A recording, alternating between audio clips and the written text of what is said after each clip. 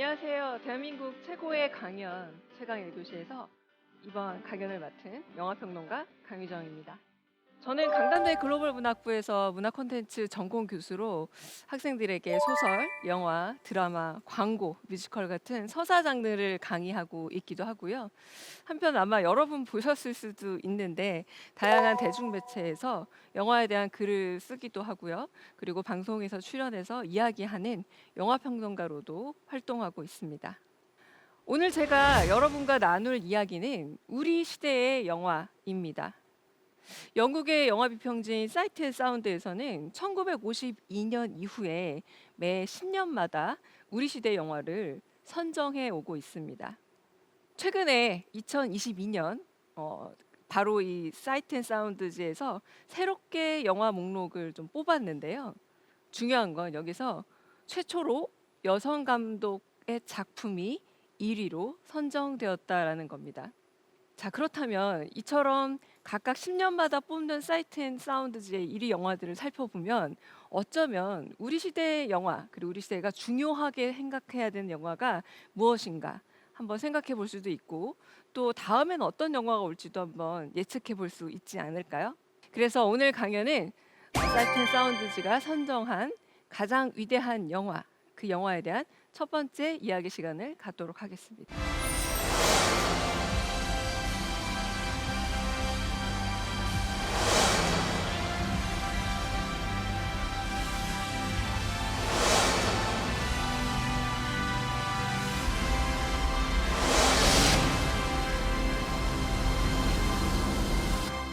자, 그렇다면 사이트 앤 사운드즈가 무엇인지부터 좀 얘기를 해봐야 될 것 같은데요. 자, 누가 뽑느냐? 바로 영국 영화 협회 브리티시 필름 인스티튜트라는 데서 바로 어디에 영국 영화 협회가 발간하는 영화 전문지인 사이트 앤 사운드즈를 통해서 이 목록을 정하게 됩니다. 제가 가장 흥미롭게 보는 거는 이 주기인데요. 10년에 한 번씩 영화 리스트를 뽑게 되니까 이게 매년 뽑는 것과는 좀 다른 색다른 특징을 갖게 됩니다. 자, 올타임 베스트 영화라는 목록을 가지고 영화를 뽑게 되는데, 또 흥미로운 건 전 세계 각국의 영화 관련 전문가들, 그러니까 감독을 포함해서 여러 전문가들이 참여를 하게 됩니다. 게다가 이들이 1인이 10개씩 영화를 골라서 보내주게 돼요. 그래서 이 영화들을 다 합산을 해서 가장 많은 표를 받은 영화들이 바로 1위로 선정되는 그런 시스템입니다. 이 사이트 앤 사운드지는 1952년에 시작을 했고 지금 2023년이니까 2022년까지 이제 60년의 세월을 가졌고 6번의 그 투표를 거쳤다고 할 수 있겠죠. 흥미로운 거는 1952년 처음 뽑을 때부터 그리고 2011년까지 무려 만으로 60년 동안 가장 유명한 영화로 저도 알고 있었어요. 오선 웰즈의 시민 케인이 계속해서 1위를 차지했다는 겁니다. 그래서 아마 영화를 좀 좋아하시는 분들 내지는 나 영화 좀 공부 좀 해보고 싶다라고 하시는 분들은 이 시민 케인이라는 이름 모르고는 영화 안다고 말하기 어려울 정도이실 텐데요. 아니 도대체 무슨 이유가 있길래 이렇게 오랜 기간 1위를 차지했던 걸까요? 또 그 다음에 또 흥미로운 건 바로 이겁니다. 그런데 이렇게 60년간 1위를 차지했던 시민 케인이 갑자기 2012년에 다른 영화에게 1위 왕좌를 뺏기게 됩니다. 바로 알프레드 히치콕의 현기증이라는 작품이었는데요. 현기증, 난 처음 들어보는데 하시는 분들도 계실 것 같아요. 왜냐하면 알프레드 히치콕 하면 우리한테 떠오르는 가장 첫 번째 영화는 사이코라던가,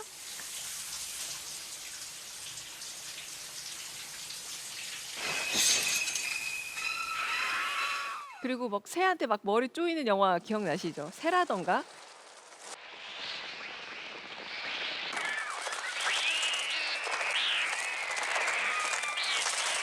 이런 작품들은 잘 기억이 나는데 현기증 뭐더라라고 하시는 분들 있을 겁니다.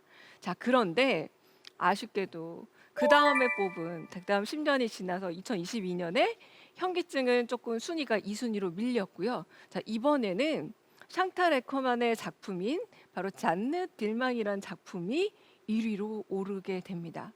매우 놀라운 일인 건 아까 말씀드렸다시피 여성 영화 감독의 작품이 1위에 오른 게 바로 60년 사상 처음이기 때문인데요. 자, 이런 것들은 어떤 변화를 보여주고 또 어떤 의미를 또 갖는 걸까요? 썸업과 썸다운이라는 제도를 만들어서 우리에게 가장 잘 알려진 영화 평론가 아닐까 싶어요. 로저 이버트가 이렇게 말하기도 했습니다. 사이트 앤 사운드 이 목록은 영화인들이 유일하게 진지하게 받아들인 리스트다라고 말할 정도인데요. 이제 그의 글에 그렇게 써놓기도 했습니다. 도대체 뭐길래 거의 유일한 목록이라고 할까라는 생각이 들기도 하죠. 근데 이 투표권자들의 면면을 보자면 평론가, 영화 프로그래머, 뭐 그리고 뭐 큐레이터 등등, 뭐 영화 기록 보관자, 아카이브를 보관하는 사람들, 영화 학자까지 다 들어가 있고요.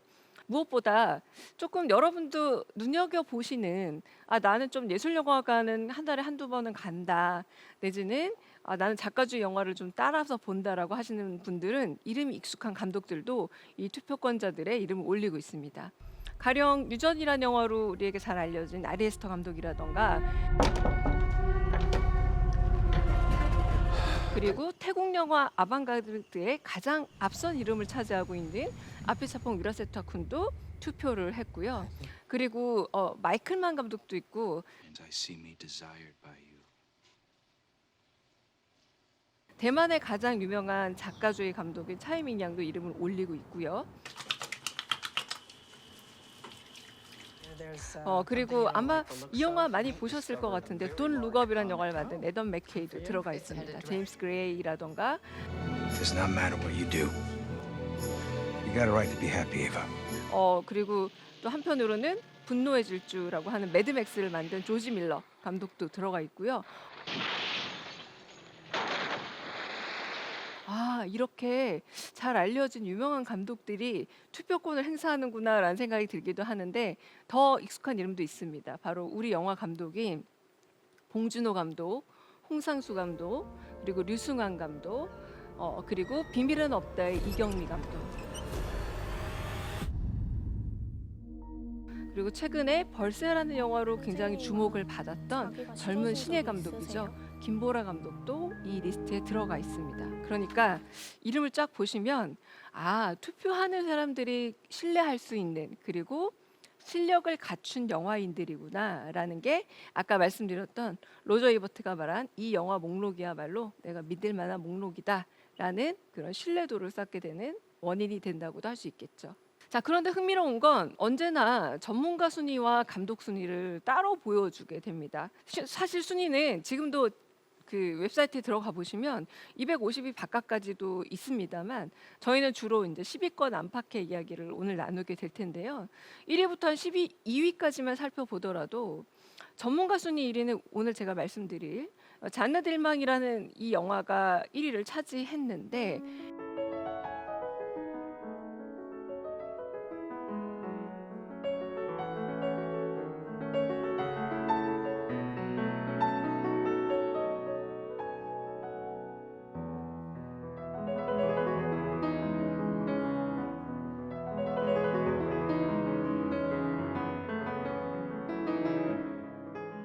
감독 순위에서는 2001 스페이스 오디세이라는 작품이 떡하니 차지하고 있습니다.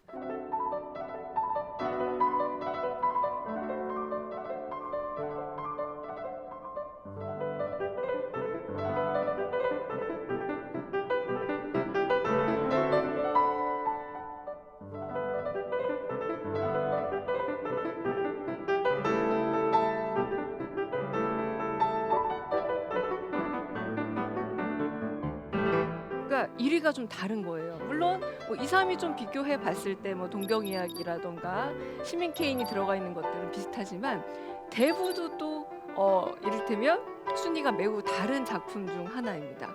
왜 이렇게 차이가 있을까? 이것도 조금 이따 좀 설명을 드리겠지만 감독이 보는 영화의 우선순위에 있어서 이를테면 영화적 기법의 문제라던가 혹은 촬영에 있어서 혁명적 전회의 순간을 가져왔을 때를 매우 중요하게 생각을 한다면 아무래도 영화 전문가들이 전부 다 모여서 투표를 할 때에는 이 영화가 갖는 시대적 의미 그리고 우리 사회에 있어서의 굉장히 중요한 메시지들을 아마 주목해서 보기 때문에 두 목록에 조금의 차이가 생기는 게 아닐까 싶기도 합니다. 자, 그러면 이제 본격적으로 60년 동안이나 1위를 차지한 그런 대단한 작품 시티즌 케인, 시민 케인을 한번 살펴볼 텐데요. 간략하게 한번 그 구성을 한번 볼게요. 일단 오손 웰스 감독이 감독을 했고요.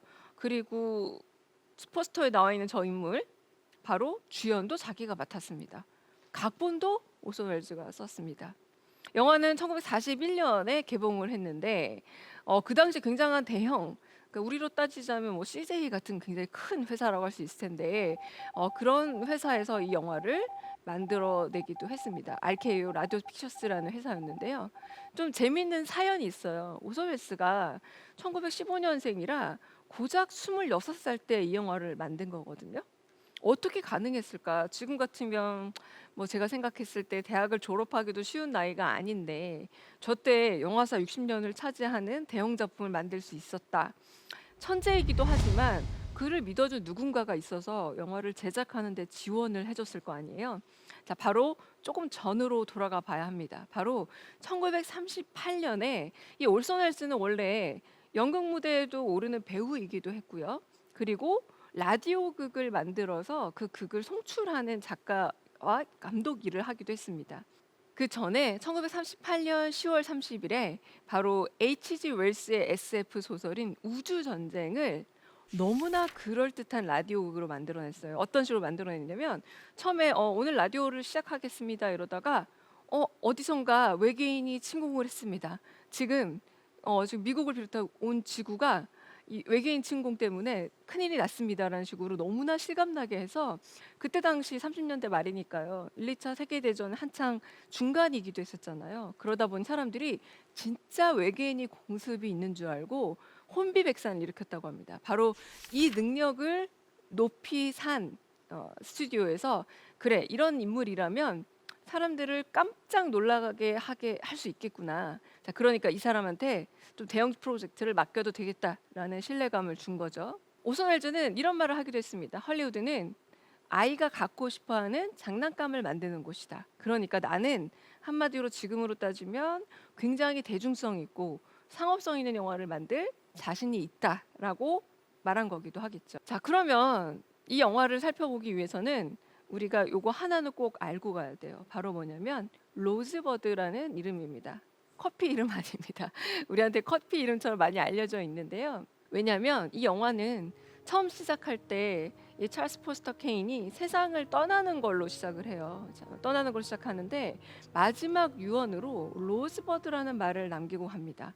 영화 속 대사에도 나오는데요. 도대체 이 로즈버드가 뭐냐, 뭔지 알아낼 수 있는 사람들이 있긴 한 거냐라고 서로 질문을 할 정도입니다. 엄청난 대부호가 혼자 대궐 같은 성에서 아주 외롭게 죽어갔는데 마지막으로 남겨진 로즈버드는 뭘까? 사람들은 막 추측하기 시작하죠. 이게 도대체 뭘까? 이것을 찾아가는 여정이 사실은 바로 시티즌 케인의 여정이기도 합니다. 가장 위대한 미국인이었지만 가장 초라하게 죽어간 남자가 마지막 단말마처럼 내뱉은 말, 로즈버드란 무엇일까? 자, 그런데 이런 주제적인 측면만으로 이 영화가 60년간 1위를 차지한 것은 아닙니다.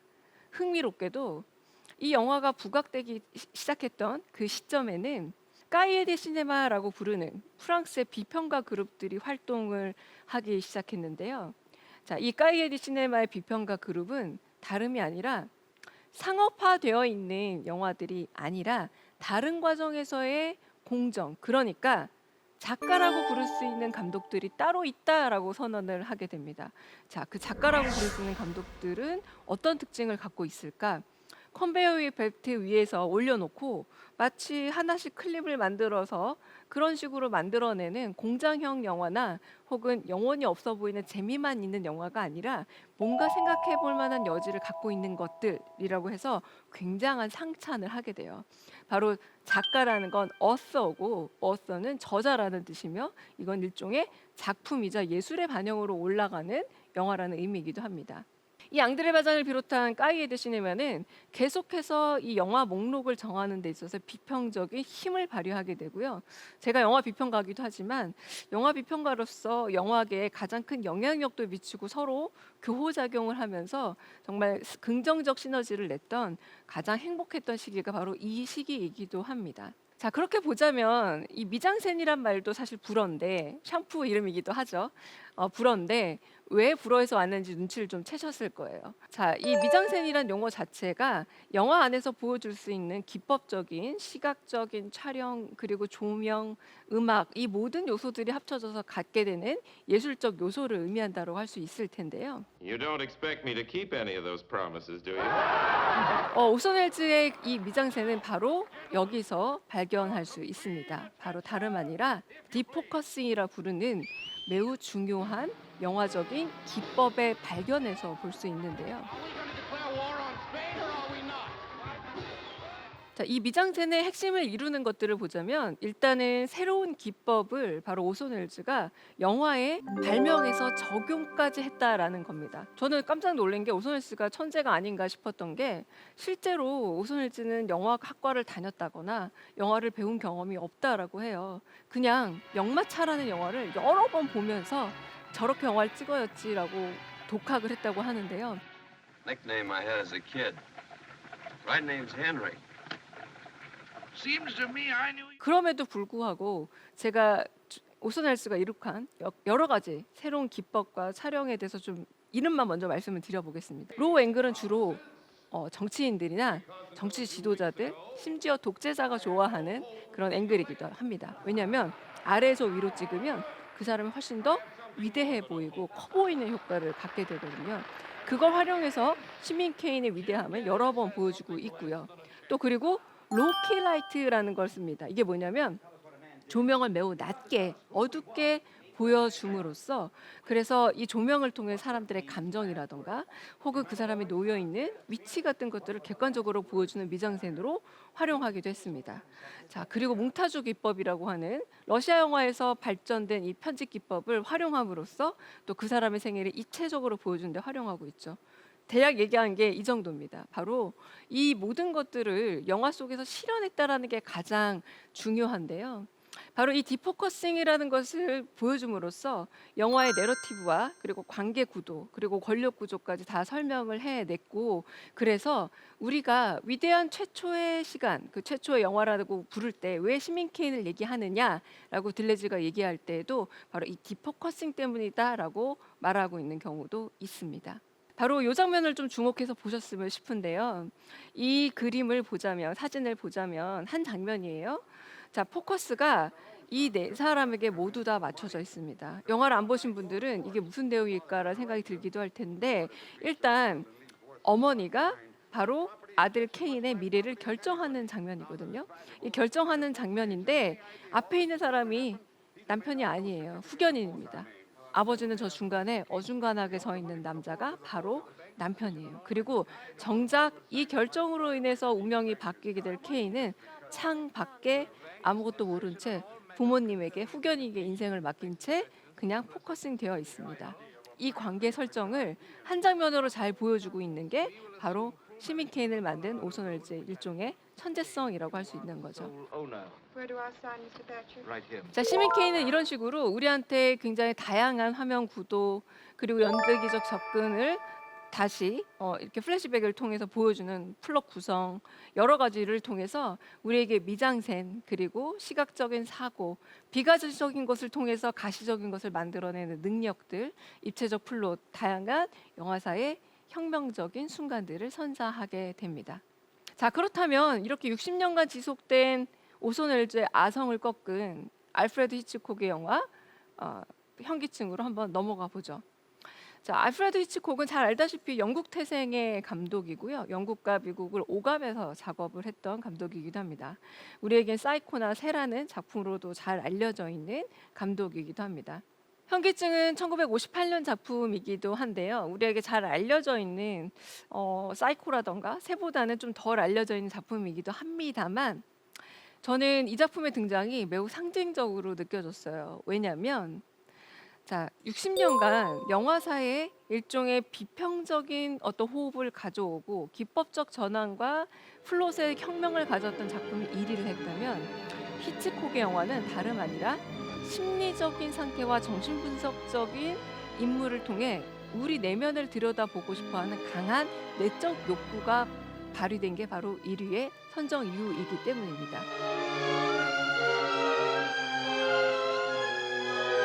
물론 히치콕을 발견한 사람도 까이에리 시네마 그룹이라고 말할 수 있을 텐데요. 뭐 누벨바그 영화 감독들은 히치콕을 너무나 좋아해서 가령 아시는 분들 많을 텐데 브라이언 드 팔마는 사이코를 다시 만들면서 드레스 투 킬이라는 작품을 만들어내기도 했습니다. 히치코키언이라는 말도 있는데요. 히치콕 영화의 특징들을 얘기하는데 가령 언제나 아름다운 금발 여성들이 등장합니다. What are you thinking now, Mama? About 그리고 언제나 반전이 있고요. 모성적 초자라고 부를 수 있을 것 같은, 그러니까 여기 남자 주인공이 만나는 여성과 대결하는 어머니 캐릭터도 자주 등장을 하고요. 무엇보다 서스펜스가 등장하는 게 아주 독특합니다. 그리고 언제나 자기가 카메오로 등장을 하고 있는 장면들도 많이 있는데요. 가령 히치콕에는 금문교가 등장하고 있어서 랜드마크를 잘 활용해서 영화를 만드는 감독으로도 알려져 있습니다.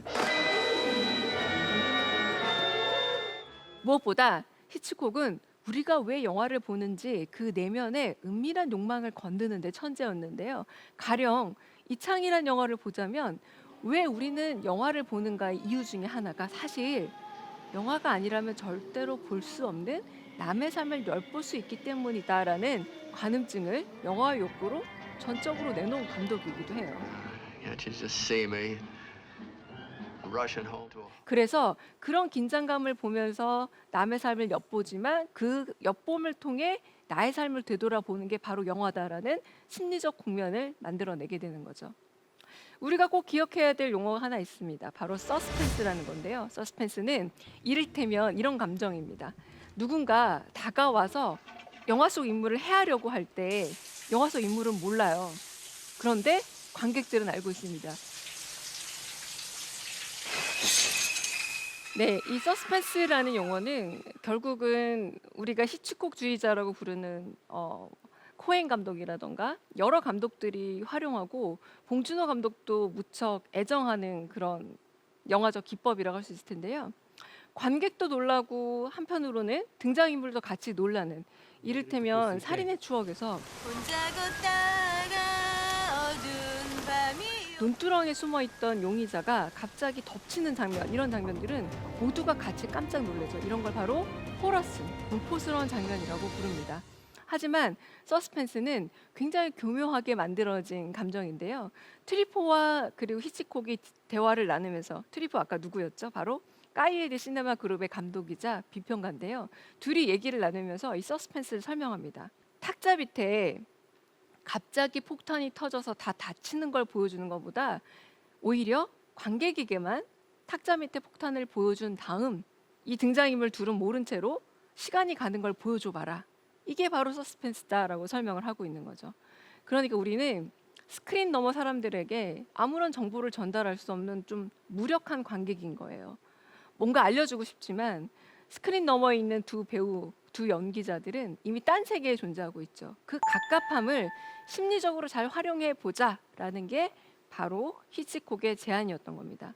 이런 장면 얘기해볼까요? 추격자 같은 영화에서 서영희 씨가 막 도망을 나왔어요. 도망을 나온 다음에 위협을 당하는 걸 관객들은 다 압니다. 그런데 막상 등장인물들은 아무도 모르고 있죠. 이런 상황에서 벌어지는 게 바로 서스펜스인데, 히치콕은 서스펜스는 감독이 충분히 만들어낼 수 있는 긴장감이다. 요걸 잘 활용하는 게 바로 영화의 묘미다라는 걸 알려준 감독이기도 합니다. 자, 이런 상황에서 결국 관객의 주의를 끄는 요소들을 넣을 수밖에 없는데, 하나 용어를 좀 더 팁으로 알려드리면 맥거핀이라는 용어가 있거든요. 맥거핀이란 실컷 쫓아갔는데 허탕친 기분, 이런 것들을 선사하는 겁니다. 바로 영화 사이코에서 우리는 영화 전반부 1시간 내내 그녀가 돈을 안전하게 훔칠 것인가를 집중하게 되고 돈의 안위에만 모두가 다 관심을 기울이거든요. 하지만 막상 목숨을 잃고 나서는 돈을 가지고 있는 게 무슨 의미가 있겠습니까? 그런데 사이코 아시다시피 어떤 영화입니까? 그녀가 목숨을 뺏기느냐 안 뺏기느냐가 중요한 범죄 영화, 그리고 살인마 영화거든요. 이렇게 잘못된 미끼를 따라가도록 만듦으로써 영화가 주는 반전 효과를 크게 만드는 그런 장치들이라 할 수 있을 텐데요.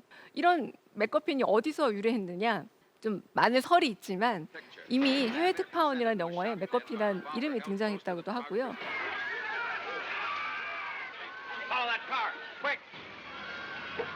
그러니까 맥거피는 맥거핀이 아니라 그냥 강유정이라 불러도 상관이 없는 아무것도 아닌 것이라는 의미가 더 강하다라고 할 수 있겠습니다. 이 현대 영화에서도 이 맥거핀을 잘 살리고 있는 영화가 있는데요. 보통 이제 스파이 영화에서 많이 쓰이고 No. 최근에는 이 No. 맥거핀이라는 용어를 아마 미션 임파서블에서 토끼발이라는 용어로 들어보시지 않았을까라는 생각이 듭니다. 그런 식으로 사람들의 주의를 현혹하는 영화적 기법으로 자주 활용되고 있는 게 바로 이 맥거핀입니다. 자, 이렇게 영화의 여러 가지 요소를 통해서 사람들의 긴장감을 만들어냈는데요. 바로 버티고에서는 버티고 이펙트라는 걸 만들어냅니다. 줌인 트랙 아웃이라고도 부르는 바로 기법인데요. 줌을 넣으면서 트랙은 그대로 있게 되면 뭔가 떨어지는 듯한, 그리고 확실히 어딘가로 추락하는 듯한 느낌을 갖게 되는데, 버티고라는 이 이름은 현기증을 의미하기도 하고 고소공포증에서 느껴지는 어지러움증을 영화에서는 묘사하고 있습니다. 그런데 바로 그 어지러움증은 어때요? 매우 주관적인 감정입니다. 어떻게 표현을 해야 될까 고민될 때 바로 히치콕이 이 트랙아웃 줌인 기법을 통해서 어지러움을 시각적으로 표현해내는 하나의 선취를 거두게 되는 거죠. 그러니까 심리적인 국면을 시각적으로 묘사하는데 아주 탁월한 감각을 가진 게 바로 이 히치콕이라고 할 수 있겠습니다.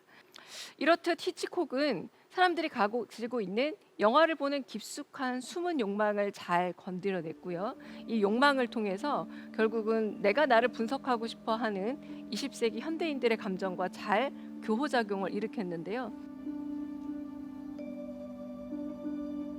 우리가 2022년 개봉했던 박찬욱 감독의 영화 헤어질 결심을 보면서도 자꾸 히치콕의 현기증을 얘기했던 이유도 바로 그런 심리적 드라마를 잘 보여주었기 때문이다라고 할 수도 있기 때문입니다. 자, 그렇다면 이제 2022년에 1위를 차지하게 된 새로운 영화 잔느 들망이라는 얘기로 좀 넘어가 봐야 될 것 같은데요. 다른 얘기를 인용하면서 시작하겠습니다. 버지니아 울프가 자기만의 방이라는 그 강연록에 이런 얘기를 했습니다. 만약 셰익스피어에게 만약 주디스란 이름의 여동생이 있었다면, 그리고 그녀가 셰익스피어만큼이나 대단한 재능을 가지고 있었다면 과연 그녀는 훌륭한 작가가 될 수 있었을까라는 가상의 질문을 던진 겁니다.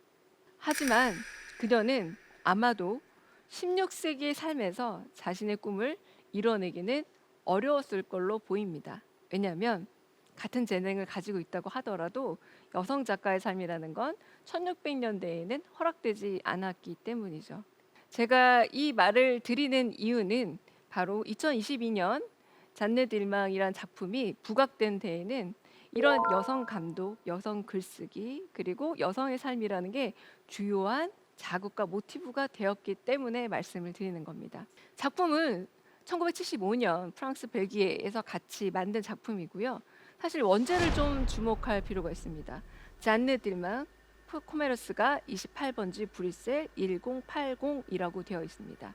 주소예요. 바로 잔느 들망이 살고 있는 장소가 왜 이렇게 중요하게 제목에 언급되었을까? 이것도 하나의 실마리가 될 수 있습니다. 이 작품은 여성 감독 최초로 사이트 앤 사운드지의 1위로 선정이 됐습니다. 더 주목할 거는 탑 10 안에 지금까지 든 적도 없습니다. 어떤 영화가요? 여성 감독의 영화가요. 그런데 1위로 올라간 겁니다.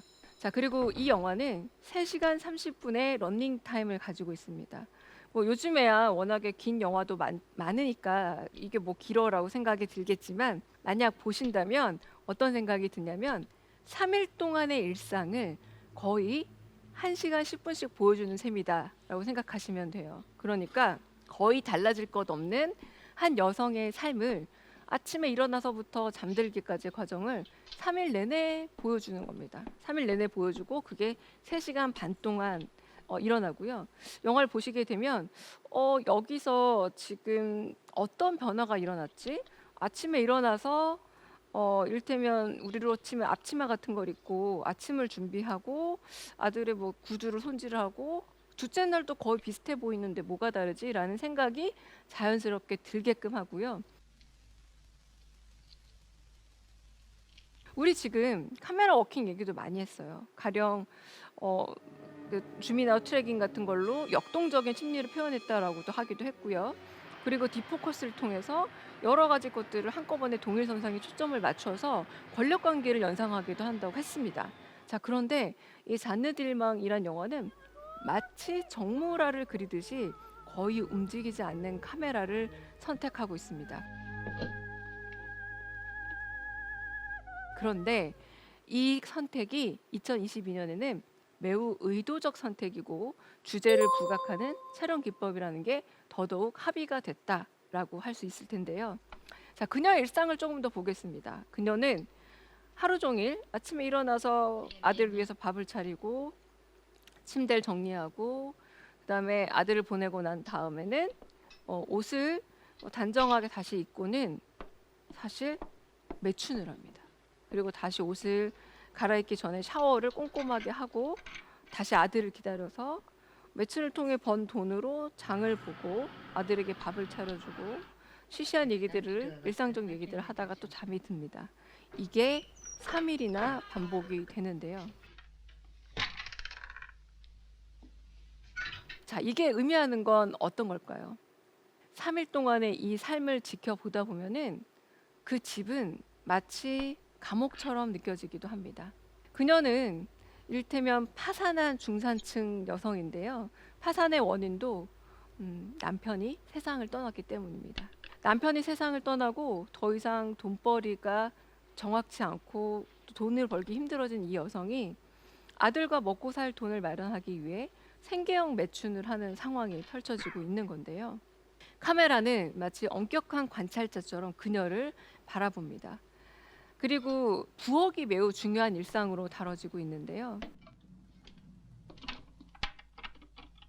부엌이라는 공간은 사실 지금 많이 세상이 달라졌다고 하지만 여전히 여성의 공간으로 많이 인식이 되죠. 1970년대는 더더욱 그랬을 겁니다. 감자를 깎고 밀가루 반죽을 하고 이 부엌의 삶이라는 건 매우 반복되고 있는 벗어날 길 없는 일상이라는 생각을 더 강하게 보여주는데요. 무엇보다 그럼 지금 거의 50년이 다 지난 지금에서 보는 이 여성의 일상이란 건 얼마나 달라졌을까가 이 부엌의 삶이 또 질문해 주기도 합니다. 그리고 이 여성은 사회학적으로 어떤 기능을 할 수 있을까라는 질문도 보여주는데요.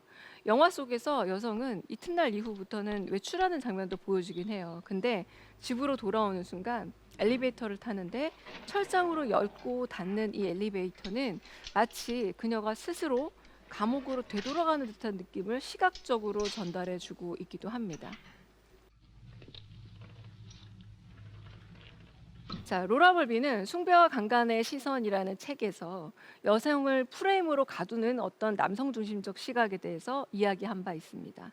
그런데 이 영화는 프레임으로 가둔 것은 상업적 영화의 시선일 뿐만 아니라 어쩌면 일상이라고 부르는 우리의 삶 전체가 그랬던 것은 아닌가라는 걸 거꾸로 추적해서 보여주고 있고요. 이 잔느 딜망의 일상은 결국은 프레임에 갇힌 이런 시선을 반복해 보여줌으로써 어쩌면 영화 속 억압의 도구인 프레임이 우리의 일상을 견고하게 유지하고 있는 것은 아닌가 질문을 던집니다. 자, 그래서 이 장면을 한번 좀 봤으면 좋겠는데요.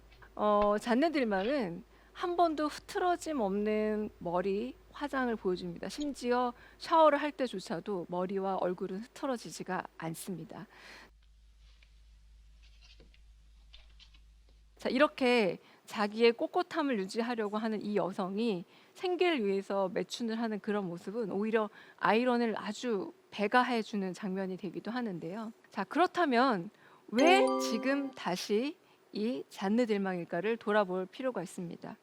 가사노동의 프레임으로 갇혀있는 여성의 삶이 얼마나 바뀌었는지를 물어보고 있기도 하고요.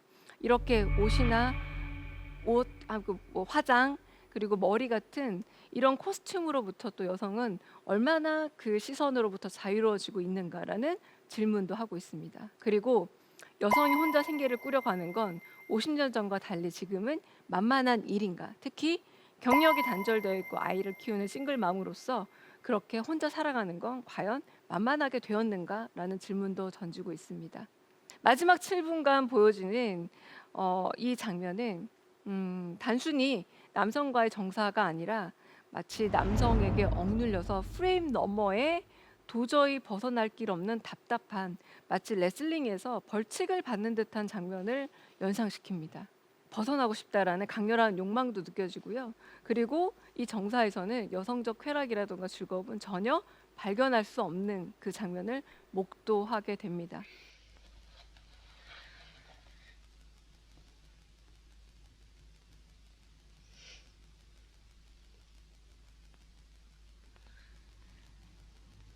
자, 이 장르들방이 다시 주목받게 되는 것은 아까 처음 말씀드렸다시피 심사위원회 구성이 바뀌었다라는 것도 있지만 아무래도 미투 해시태그 운동을 비롯해서 영화계에 강렬하게 불어왔던 여성주의의 시선이 여기에 담겨 있다라고도 할 수 있겠습니다. 이제 여성의 삶을 다시 봐야 될 때가 진짜 되지 않았느냐라는 질문이기도 하고요. 거꾸로 말하자면 사이트 앤 사운드가 영화를 계속 뽑아왔음에도 불구하고 이제서야 여성 감독 영화가 1위가 된 것은 무슨 의미인가를 다시 한번 질문하는 순간이기도 했습니다. 이번 강연에서는 사이트 앤 사운드지가 선정한 1위 영화들을 한번 그 의미가 무엇인지 살펴봤는데요. 1위에 오른 영화들은 그 시대, 그 사람들의 삶에 대한 어떤 고민, 성찰을 그대로 보여주고 있었습니다. 무려 60년 동안 1위를 차지했던 시민케이는 상품을 넘어 예술이 된 영화의 세계를 잘 보여주고 있었고요. 그리고 현기증은 심리적이고 정신분석학적인 문제가 매우 중요해진 20세기 초반의 상황을 잘 반영하고 있습니다. 그리고 장르들망은 여성이 영화적 소재나 대상이 아니라 주제가 되어야 하는 2020년대의 영화계 변화를 잘 보여주고 있습니다. 이렇듯 달라진 1위 영화를 추적해 보는 일은 우리의 변화를 비추는 거울을 보는 일이기도 합니다. 우리 스스로 얼마나 세상이 바뀌었는지, 그리고 이 바뀐 세상을 영화가 어떻게 반영하고 있는지를 함께 보는 일일 텐데요. 영화의 언어는 언제나 현재 진행형이다. 영화의 가치는 시대와의 호흡 속에서 가는 데입니다. 1위를 차지해서 훌륭한 영화가 되는 게 아니라 바로 1위가 된 영화들은 시대의 흐름과 변화를 잘 반영하는 영화이기 때문에 1위를 차지하는 게 아닌가 싶습니다. 웃고 즐기는 여가소녀도 물론 영화로서의 굉장히 중요한 가치입니다. 하지만 그 웃음과 즐거움은 단순하진 않습니다. 복잡 미묘한 가치와 의미를 생각해보게 하는 영화 목록, 사이트 앤 사운드가 선정한 1위 영화, 우리 시대 영화를 살펴보았습니다. 지금까지 대한민국 최고의 강연 최강 1교시 강유정이었습니다. 고맙습니다.